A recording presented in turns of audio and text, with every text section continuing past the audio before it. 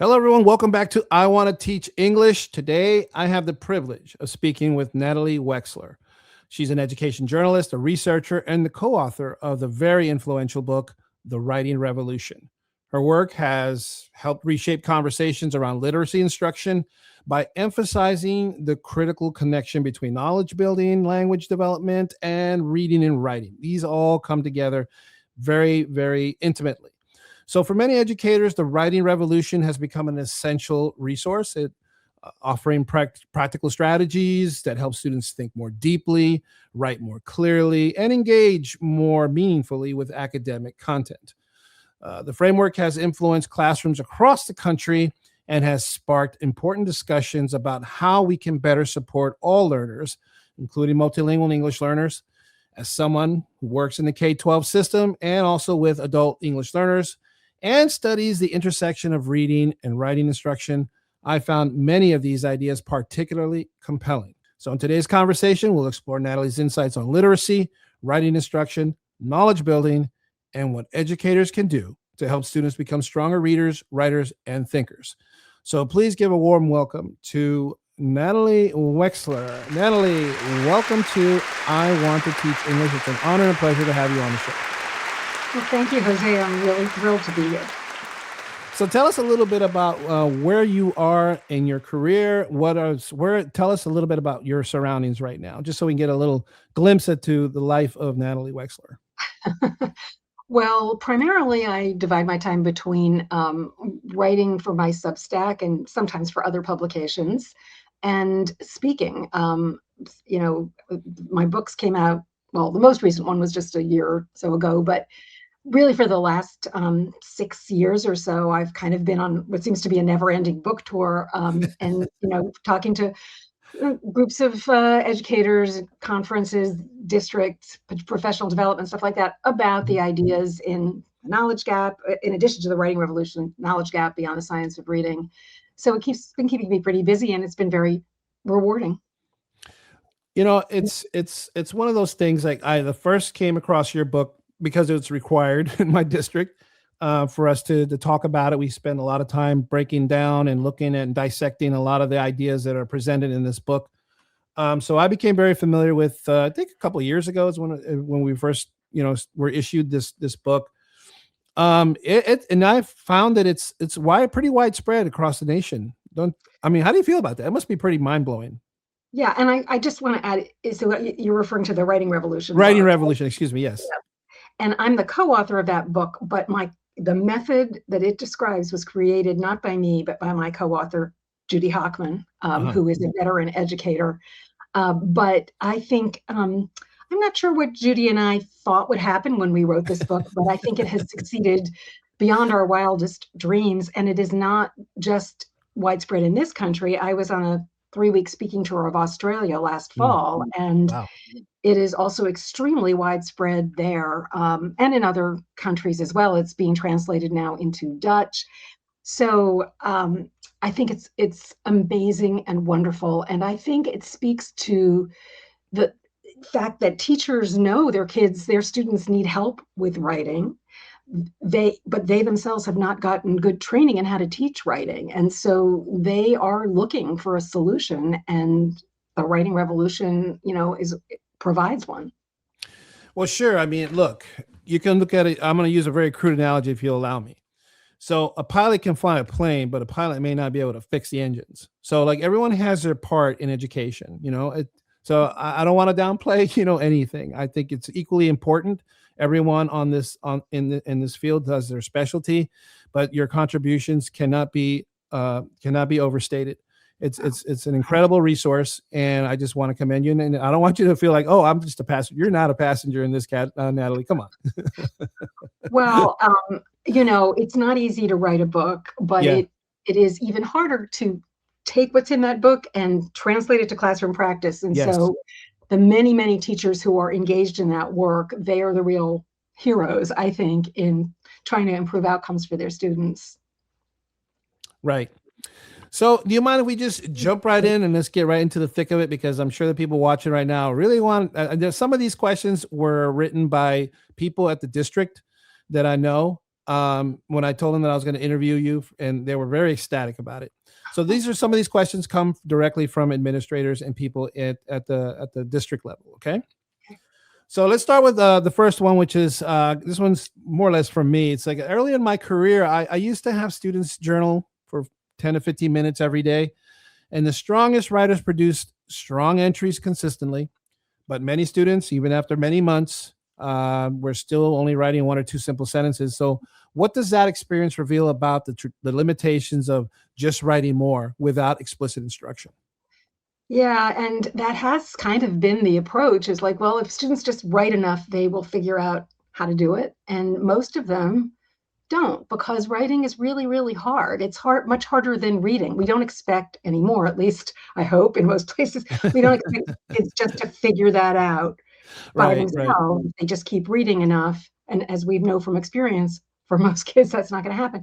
right. Given that writing is even harder, it is kind of extraordinary that we still, in many places, just think, well, if they write enough and they read enough, they'll just sort of absorb what it takes to become a good writer through osmosis. In fact, most kids are going to need to be explicitly taught how to write, or that, just doing the same thing over and over again, not only are they not going to get better as writers, but they may be reinforcing bad habits and run-on Mhm. sentences and all of those things that will, as time goes by, become increasingly harder to break them of. Sure. Years ago, I was at a conference and I met, well, I met him, but I didn't really like talk to him. It was Stephen Krashen. And his whole presentation was about learn to read by reading. So it was very similar in context, Yeah. that learn to write by writing, but learn to read by reading. And there were critics of that as well. But I find that there's a lot of practicality, honestly, and the whole the method of it, and the routine of it, and the repetition of it. So there's great value there, I think, for nothing else, to learn the mechanics. Right. Yeah. And Judy Hockman has said, and I've heard others say it, that when she was training to become a teacher, she was taught like when to assign writing, but never taught how to teach writing. Yeah, Um, it so is that's definitely complicated, but I think having guide rails provided by resources such as yours definitely makes the job a little bit. We're not so much in the dark. It's not like shooting in the dark here. yeah, yeah. So in the writing revolution, like sentence level work is foundational, and I can speak to this because I work mainly with like level 1 learners. Why is sentence writing so critical in helping students eventually build stamina for paragraphs, essays, and analytical writing? Now, especially with like level 1, this is very complicated because a lot of times they're just trying to frame the question or frame the sentence structurally sound.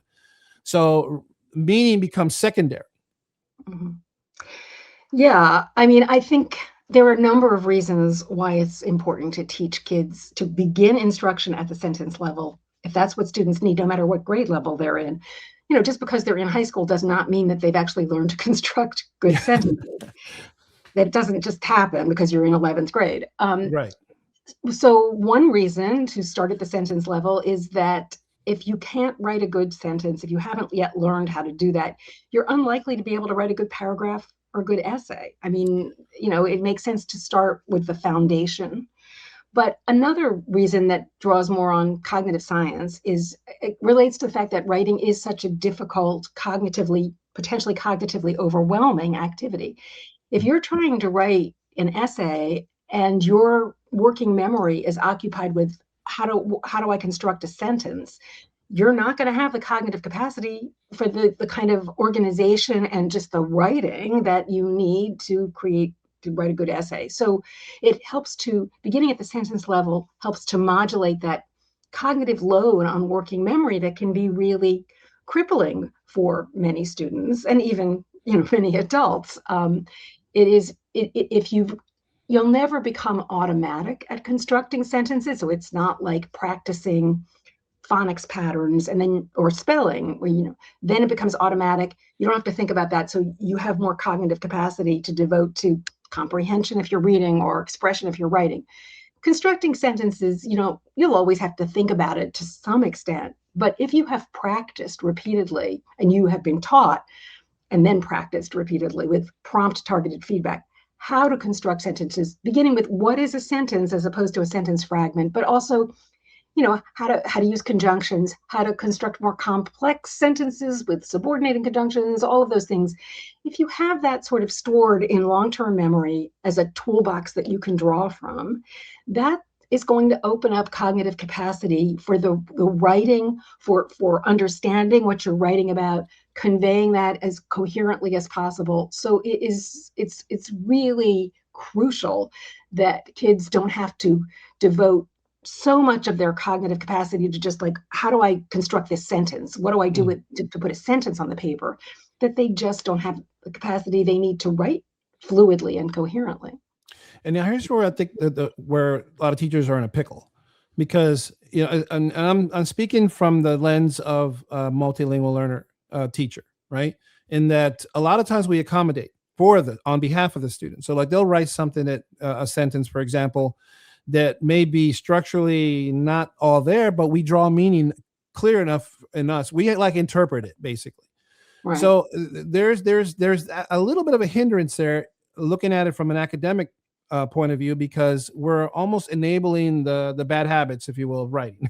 We want them to become more sound and more confident in their structure, but that only happens, as you've already pointed out, illustrated in what you just said, if you teach those structures and establish them early on so that they don't repeat those errors going down. Because I think sometimes ESL or ELD teachers tend to gloss over those mistakes. Oh, but we see that we understand what the student is writing and what they're trying to say, which is fine. If depending on the proficiency level, I think that definitely has that we have to take that into consideration.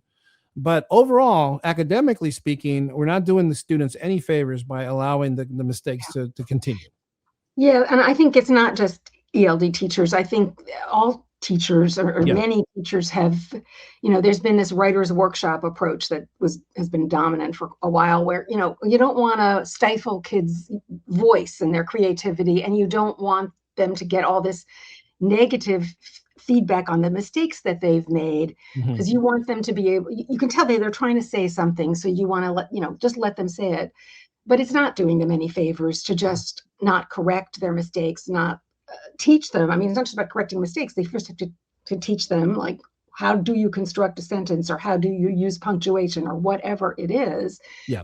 And I think, again, though, that's where starting at the sentence level is really helpful, because if you get 5 pages or 3 pages or 2 pages of error-filled prose, first of all, where do you begin? Also, it's going to be discouraging for students to get a bunch of red ink back, and with all. So if you start at 1, 2, 3 sentences, first of all, it's much more manageable to deal with errors. But secondly, kids aren't going to feel like, all of this is about how I've made mistakes. It's going to encourage them and give them, actually, this is so important for motivation, show them that they can succeed. Yeah.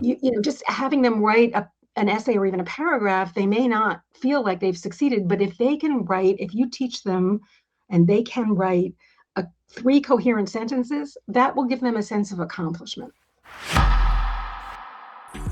Hi, if you're enjoying this conversation, I'd like to share a resource with you that I developed after being in education for 25 years and nearly 2 decades working with English learners. My textbook, I Want to Learn English, is specifically designed for beginner English learners. It combines phonics, vocabulary development, speaking, reading, and writing into a structured curriculum that helps students build confidence while developing real-world English skills.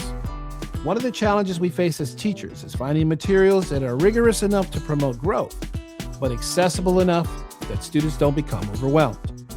That's exactly what I set out to do when I created I Want to Learn English. The lessons are practical, easy to follow, and designed for adolescent and adult newcomers and multilingual learners who are just beginning their English learning journey. This textbook is currently being used by teachers, tutors, community centers, refugee programs, and K-12 classrooms here in America and internationally. To learn more, go to IWTLE.com. You can preview the materials, you can learn more about the curriculum, and see how it might fit your program. There's There's also lots of articles and other resources there. So make sure you go to IWTLE.com. You can also message me directly, info@IWTLE.com. Now let's get back to the conversation. Help me out here, Natalie. Now, and I'm going to share something with you that I practice when I'm with students, and I've been doing this for a number of years, and I want your feedback on this. So I tend to, like you said, a lot of these pieces that students that produce can have a lot of different errors. So rather than point out every single error, I tend to point out one error at a time. So like, let's say we do one piece and like there's the subject verb agreement is not existent or something. So I make it a point that we only target that. So they may be making spelling errors. They may have conjunction errors. They may not be capitalizing, all these other little errors, but I'll only focus on one at a time so that once they get that down, then the next go around, we'll focus on another error rather than overwhelm the student. I don't know. What do you think that's a good approach? Because I've been doing that and it seems to be working. Yeah, I mean, and I'm, as I've told you, I'm not a teacher. I've never been a K-12 teacher myself. So, I mean, I can only go by theories and applying them. And but if you step back analytically, what would you say to that? I think that makes sense. I mean, up to a point. And again, I think like starting with a sentence, 1, 2, 3 sentences makes more sense, because if you have kids just writing at length and making lots and lots of errors repeatedly, that can make those errors be overwhelming. But I do think it makes sense not to overwhelm them with corrections and to, focus on whatever it is you've taught them, whatever it is you're expecting them to do, and maybe one or even maybe 2 things at a time makes sense to me. Mm-hmm. So, I mean, it's like I said, it seems to be working. It really depends on what grade level we're talking about as well, because you can focus on multiple errors if the student is older and if they have a higher proficiency level. I'm looking at, again, I'm speaking from the multilingual lens, but you're right. A lot of this applies to gen ed students as well. All right.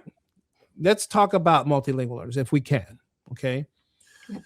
So they tend to plateau when they move from conversational English to academic language, right? So how can sentence level instruction help students bridge from BICS to CALP and begin using more sophisticated academic vocabulary and syntax from your point of view? It helps enormously. And in fact, just an anecdote, when many years ago, decades ago, Judy Hockman signed up for a workshop for teachers of kids from Spanish-speaking families. Now, this was before she came up with what became the writing revolution. She was not working with kids from Spanish-speaking families. She was working with native English speakers who had language-based learning disabilities. But she just had a feeling like maybe they weren't doing it. It was specifically on writing, this workshop. And the school where she was at was doing a lot with reading, but nothing with writing. So she went, and she had this, what she described to me as like an epiphany, because what they said at this workshop was kids from immigrant families, when this goes back, they pick up spoken English, especially if they're younger, but then they write the way they speak, and that doesn't work. And what Judy realized was that was also true for those native born kids that she was working with. They were writing the way they speak. And so I think for both kids who are learning English, kids who are native English speakers, written English, book language, that needs to be taught almost as a separate second language. And sentence level activities, strategies are hugely important in that. The vocabulary and the sentence structure of written language is almost always more complex than the kind of vocabulary and sentence structure we use in conversation. And so that can be a huge barrier to comprehension if you can be a fine conversationalist even in English, but maybe that it's not going to translate to your ability to understand written text because of things like the passive voice or subordinating conjunctions or things that we just don't, or appositives, which is a big thing in the writing revolution. You see those structures all the time in written text, but we don't talk that way. Right. One way to familiarize kids with that book language is to have them read, or ideally read aloud to them, and they'll hear it. And you as the expert reader, you're doing some of the cognitive work for them so they can absorb those, the syntax. But even more powerful is to teach them how to use those complex sentence structures and vocabulary in their own writing. If they learn how to use an appositive, if they learn how to use a word like moreover or despite, which they're unlikely to pick up in conversation, they're going to be in a much better position to understand that syntax and that vocabulary when they encounter it in their reading. Sure. Yeah. And, it always goes back to how the narrative goes. So like if you're reading something, like one of the things that I like to do is, I like to do narrations for like podcasting, like fiction, audiobooks type stuff. And the delivery is all about sounding natural. So when you have a kid reading something, it totally sounds robotic. It sounds monotone a lot of times. And like one of the things I try to teach the students is like there are nuances there. I mean, if you just pick out some of the sentences, they're not all that different the sentences we say. So all those ups and downs, those peaks and valleys where we accent certain vowels, that's implicit in there. It's already ingrained in it. And you just have to know when to pick it up. But for somebody who's new to the language, that's really difficult to pick up. And even for some native English speakers. And I think that's I was going to say, I was trying to backtrack that one. Go on. I think that's one reason it's very helpful for kids to listen to an expert reader, ideally a teacher, could be an audio book or something, to that reading aloud. It helps both for them to get the meaning, because whoever is doing the reading is helping to convey meaning through their expression, through where they put the emphasis in a sentence, etc. But it's also going to help those kids figure out where they should put the emphasis in a sentence, what pace they should read out in order to have the text make meaning when they're reading it independently. So maybe listening to someone read a text and then have the student, read that text themselves, maybe aloud, echoing the expression that the expert reader invested in that. Yes, agreed.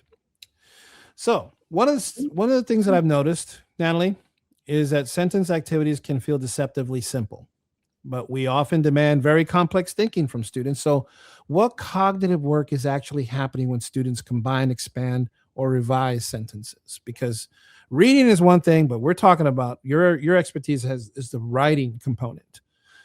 How does that come into play in terms of revising sentences? So I think there is like a common misconception that sentence level work is just for elementary students, for little kids, and you don't, it's going to be easy. But in fact, as Judy Hochman says, the rigor depends on the content, and constructing a sentence, filling in a positive, or completing a sentence stem, depending on the content, can be quite an intellectually challenging experience.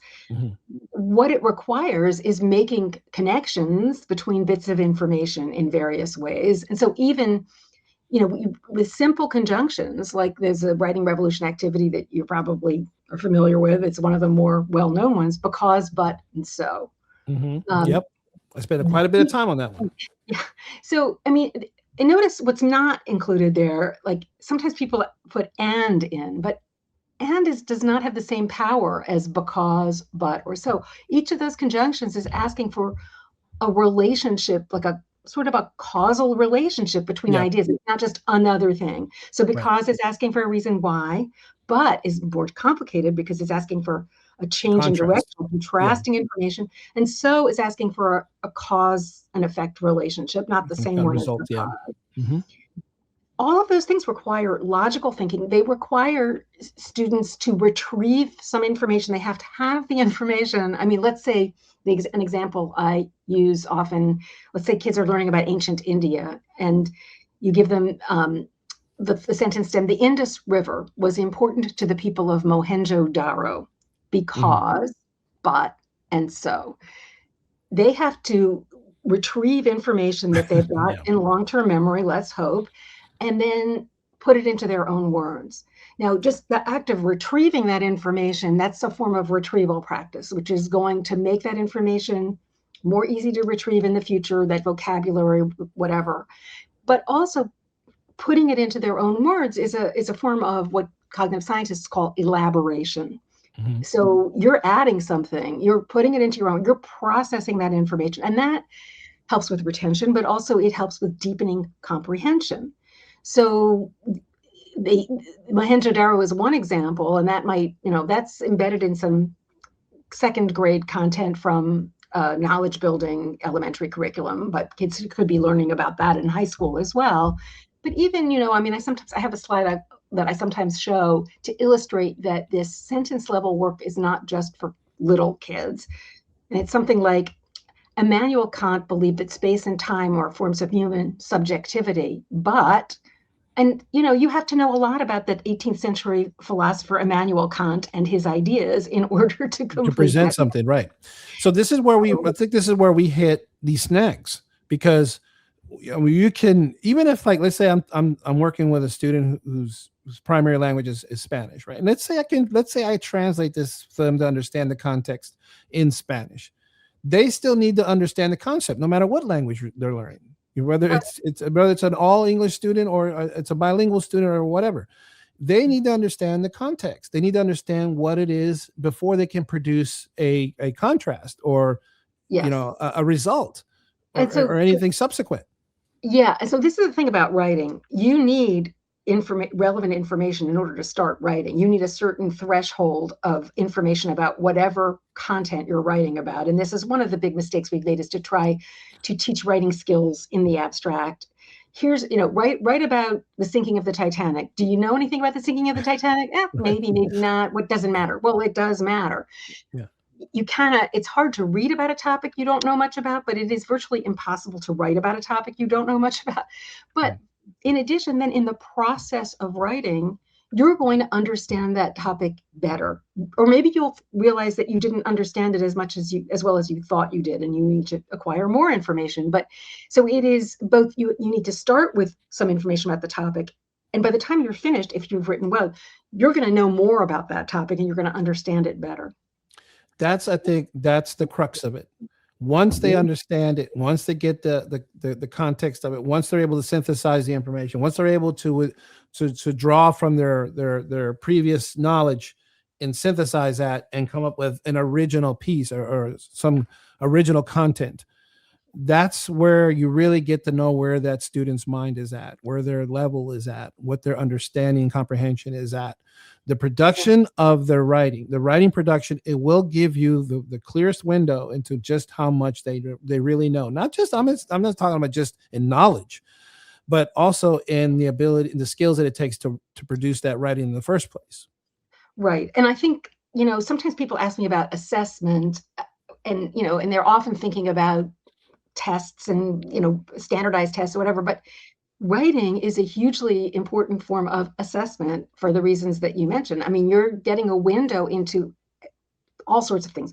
You may find, I thought the student understood literally what was taught, but oops, no. I mean, it's very obvious if they write about it and they don't have that literal understanding, right? Much more obvious than if you just ask them, did you understand that? And they nod their heads. Right. And I'm taught enough to know that can happen. But in addition, you're getting a window into how do they think about this content? Are they able to draw connections between things? Are they able to figure out what's important, what's not? All of those things. We do all of those things, comparing and contrasting, when we write. So I think writing has been hugely overlooked as a form of assessment, in addition to all these other things we're talking about. Yeah. And see, even if, and that's why I think there's this idea that, well, we should kind of gloss over the syntactical mistakes in these things, because what we really want to know is what the student understands. I get that. And so a student may understand it, but doesn't have the skill set yet to express it in a written way that is free of errors. Right. I understand that, but that's where the mechanical aspects of the teaching of the writing comes into play.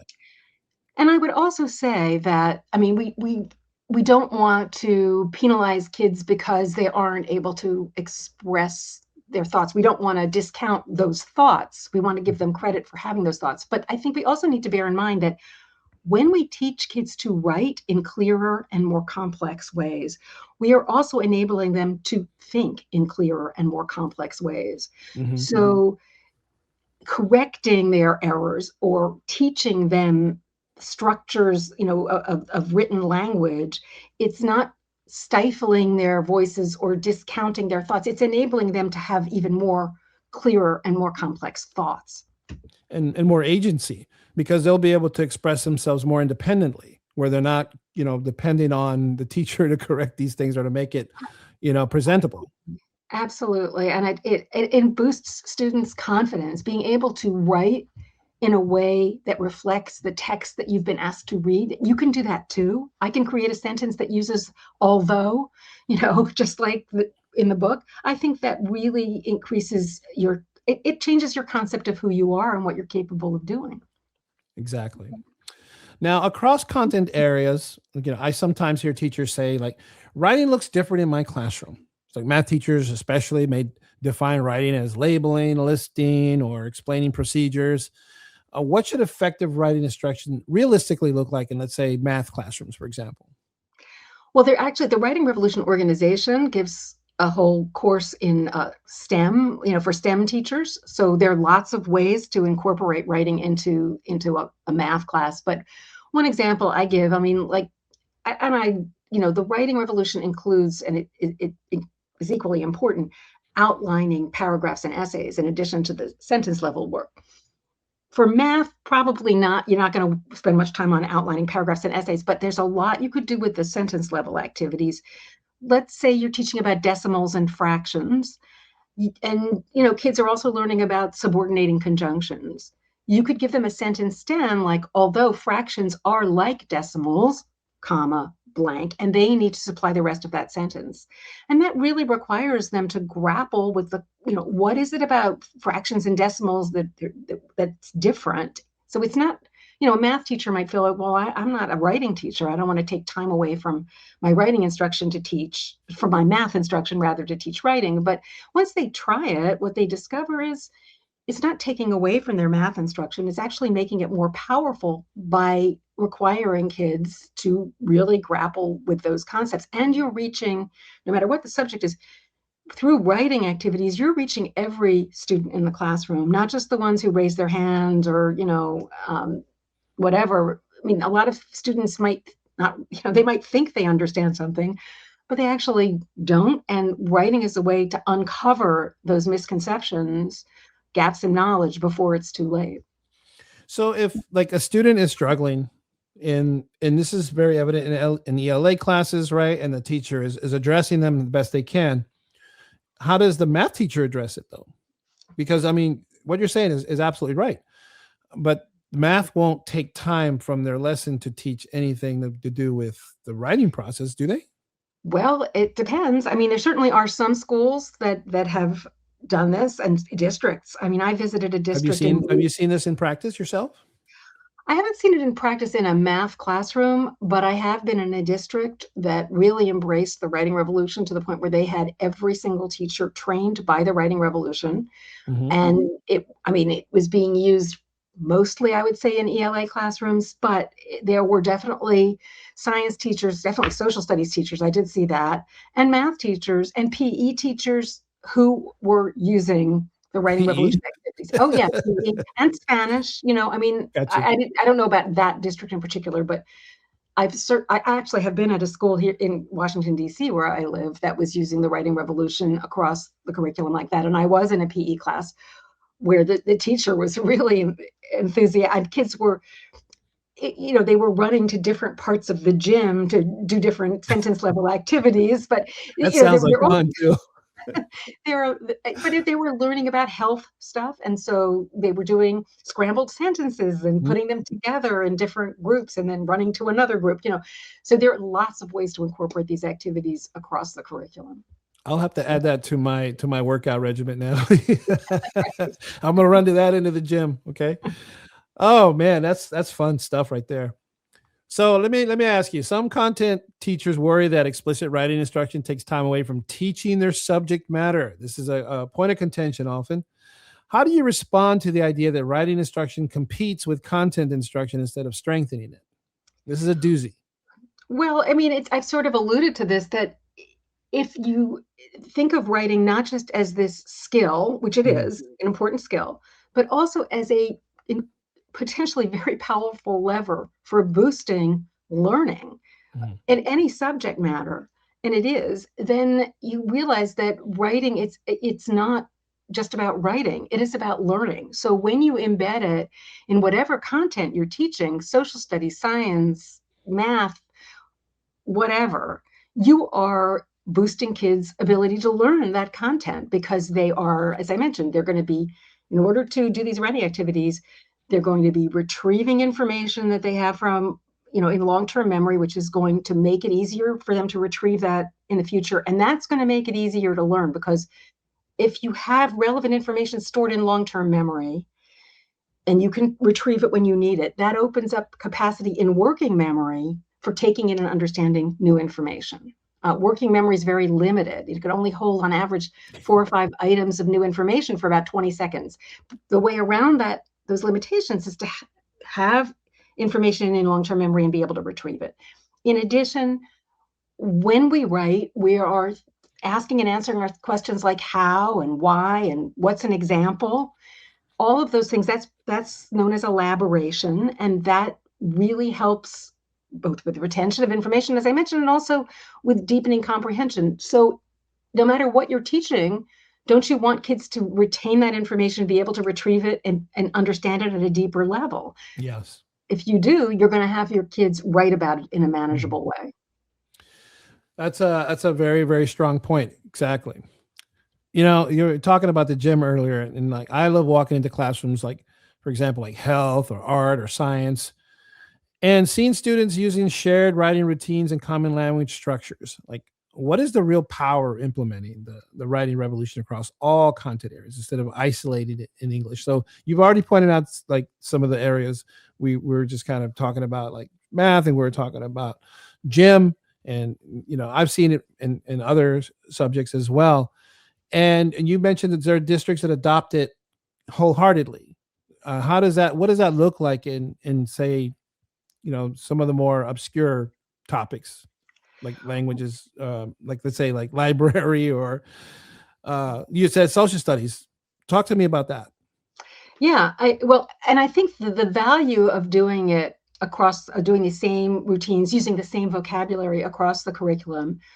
One is that, in order to become a proficient writer, you need a lot of practice, a lot of repetition. So ideally, if you're working on, appositives in ELA, then your social studies teacher can also give you some appositive activities, and your science teacher will also give you, et cetera, et cetera. You'll be doing appositives, and that is going to help you become pretty automatic in using appositives. It's going to be better ingrained in your long-term memory. It also gives teachers, it's very important for teachers to be able to collaborate across subject matter in order for this method to work. So the teachers also are having a common vocabulary. The kids have a common vocabulary. That's going to help modulate cognitive load, by the way, on the kids. Mm-hmm. If they're in, PE and they have an appositive activity, they already know how to do that. They know what an appositive is because they learned it in social studies or ELA or whatever. But it's also, and I think it can be very empowering for teachers to have that kind of collaboration. And some teachers become leaders. I mean, when I was in this district in Louisiana, there was a cadre of teacher leaders who had become really the experts in the writing revolution and were able to mentor other teachers across the curriculum, different grade bands.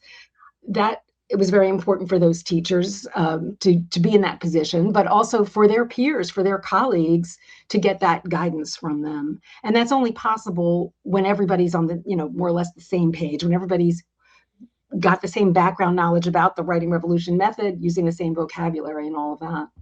Now, see, that's a dynamic. That's probably a subject for another day, but we'll try to venture into it for a minute. Like, because it's one thing to establish these norms with students, and that's fine. And it may work here, it may work in another state, it may work in multiple states. But when you try to combine this mindset within a particular school across subject themes, subjects, content area teachers, how do you get them all on the same page? Because that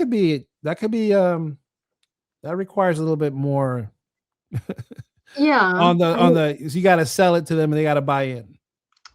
Well, I think it requires strong leadership. I think the leadership needs to understand the writing revolution method and why it's important, and ideally take the training themselves so that they really get it.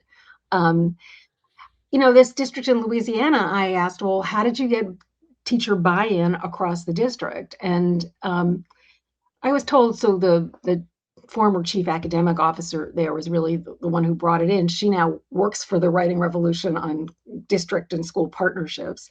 But she told me that in Louisiana, there was some initial resistance, math teachers, for example, high school English teachers who felt they had their own method of teaching writing. But she said that after that, they got past that initial sort of hump, and they realized that this was going to really be to their benefit. The high school English teachers realized that it was going to be make their jobs much easier if kids were coming in having already learned to write. And then they could focus on, instead of focusing on, basic writing skills, they could focus on the kinds of things that high school teachers are supposed to focus on. And similarly with math teachers, as I said, that they were among the most resistant, but when they tried it, they saw, oh, this is actually helping me teach. It's making my instruction more powerful. So no guarantees, but it is possible to get pretty much everybody on board. And I think the thing that it's got to be implemented well, because I think the thing that changes teachers' beliefs is if they change their practice and they see that it works. And it can be very obvious when kids are writing better, it's working, but you have to be implementing it in a way that's likely to work. So that training is very important. So, but I think that the methodology and everything that is within and anybody who's watching this, who's using it, knows that it's just a great resource, and more people should be using it. Great. Well, thank you. I definitely agree that more people should be using it. I'm just offering something to give more credence to it, to give more meat on the bone, because you're still going to have your people that are kind of like, well, we want to see the results, and that's just how it is, right? Absolutely. Yeah. And, I hope there will be more results in the future. Absolutely. More, ideally randomized controlled trials and things like that, but those are expensive. Because if it's such a critical point, and it really is, and I've seen emphasized more, because I don't travel as much as you do, but I do go around the country, and that's one of the sticking points is like they emphasize so much more on writing. They want this to be an improvement. They want this to go up, to change the direction, go the other direction, go upwards. Yeah. And so tools like what you provide is definitely one of those that are on the right top of the list of resources to get things going in the right direction. Mm-hmm. But my only, and this is just me, if you're gonna put that much emphasis on writing, then you should have some metrics so that people can see that your plan is working. Yeah, I agree. I hope we do have some. There's some, I don't work for the Writing Revolution. I'm on their advisory board, but to my knowledge, it has never met. Should mention it to them, Natalie. I know they would love to have more research done specifically on the method, and it's just not that easy if you're not sort of embedded in a university where you have graduate students that you can assign to do that kind of research. You have to pay a lot of money for that research to be done. So if there are any graduate students out there who are interested in doing research on writing, I would encourage you to take a look at the Writing Revolution. Absolutely. Hey, if you ever want somebody to take a look at the any of the pilots, I'm game. I'm all about it. I whatever I can do to help. Great. So let's go here, because I only got a couple minutes left. I don't want to take up too much of your time. This has been a fascinating conversation, by the way. It really has been. Thank you. Same here. We sometimes underestimate what students are capable of, right? Especially struggling readers, multilingual learners, or students with interrupted education. Those are always big. How important are teacher expectations in student writing development? And how far can we realistically push students when the supports are strong? Like, let's say we're in let me paint this picture for you. You're in a district, they're all on board. Everybody's required to read Writing Revolution. Everybody's on board. You got us. We are all ears. Yeah. What does that look like? Well, I mean, this is kind of what I saw when I went to Monroe, Louisiana. Uh, it was a huge change in what teachers thought their kids were capable of doing. And I think that teaching kids explicitly how to write about what they are learning is maybe the most powerful way to unlock their true potential and show both the teacher and the students themselves what they're truly capable of doing if you just teach them how to do it. I had teachers telling me in Monroe, I mean, even they're starting doing a lot of this, and I would really recommend this. In K through 2, a lot of it is being done orally, so that you might do a because, but so with the whole class, the teacher leading the whole class, you can't see sound waves, but you can hear them. There are all sorts of ways to do this. And what they told me, for example, was that first graders might start the year, and kids coming from low socioeconomic families, just giving one-word answers to questions. By the middle of the year, they were responding in complete sentences and sometimes saying, I want to add a because to what he just said. And they told me these kids loved learning this stuff. They loved language. And one of them said, it doesn't matter if they come from poverty, they can do it. And then all up through the grade levels, teachers are seeing kids doing things they never would have expected. And that's hugely important. Teacher expectations. And we've known that for a long time. And I have never met a teacher who didn't want to have high expectations for his or her students. I think the problem has been we weren't giving teachers the raw materials that would enable kids to meet those expectations. Mm-hmm. But we can, if you do, and it's not just about writing, you also need to have a content-rich curriculum that gives them something to write about. But that formula, content-rich curriculum plus explicit writing instruction embedded in that content, can, I would say, revolutionize education and hugely change everybody's expectations and change kids' concepts and teachers' concepts of who those kids are and what they deserve from life. Agreed. And you know something, that could be a hot button issue when you talk about curriculum, because not everyone agrees with it. Doesn't matter what district you're at. It doesn't matter where you are. You're always going to have people that aren't, all that crazy about whatever curriculum that the district signs up to use.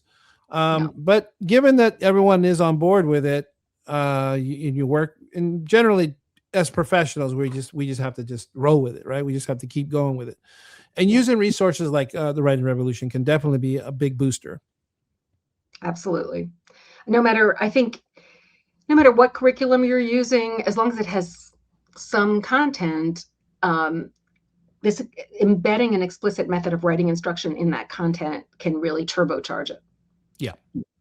So, Natalie, I'll leave you with this last question. Just looking ahead, what do you think schools still misunderstand about writing instruction, and what shifts would be the biggest impact on students over the next decade? Now, I'm not asking you to put on a crystal ball or anything like that, but just kind of give me what your intuition tells you.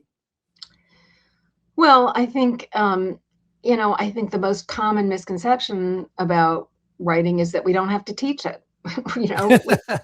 Kids to just pick it up. And that's something we really need to correct, to address, yes, because the evidence indicates it's really not the case. And what I hope will happen as widely as possible is that schools and teachers will no longer see writing as just this thing that kids sort of acquire naturally, but also they don't see it as just the province of English teachers or ELA teachers, that Right. They see it as a learning tool that can be deployed across the board to make all instruction and all learning more powerful. Well said. Natalie Wexler, everyone, of the Writing Revolution. Natalie, this has been a very, very amazing conversation. I got a tremendous amount. I hope this was worthwhile for you as it was for me. It's just a fantastic time to be here speaking with largely one of the most highly regarded resource books in the K-12 system right now, honestly. Well, thank you so much, Jose. I really appreciate this opportunity. Enjoyed the conversation. Yeah, and listen, and being that you're so close, I mean, who knew, right? That we were this close in Yeah, proximity. I thought for sure she's like in LA or someplace like that. I right. don't know. I don't know why I thought that. Anyway, thank you so much for appearing on the show. Any last words for our audience? Where can they find you? Do you have a website of your own, or you just want I to point do. them to? Go ahead, tell us what it is. Yes, it's nataliewexler.com. There's a lot of information about my books and also a way to sign up for my free newsletter, which is called Minding the Gap. So I hope people will check it out. You have another book coming out? No, no, I don't. Maybe at some point I will come up with another topic that I think is worthy of writing another book. But at the moment, no. I'm just I write a lot for my Substack, though. Absolutely respect that a great deal, Natalie, because some people write books for a living. It sounds like you wrote out of a reason, like you had a purpose. Absolutely, yeah. No, just trying Well, to get the message out there. it was a lovely conversation. I'm deeply, deeply honored and humbled that you took time out of your weekend to speak with me. And everyone, I encourage you, in the description, you'll find links to Natalie's website. And thank you so much. Please share this with everyone. Until next time, God bless.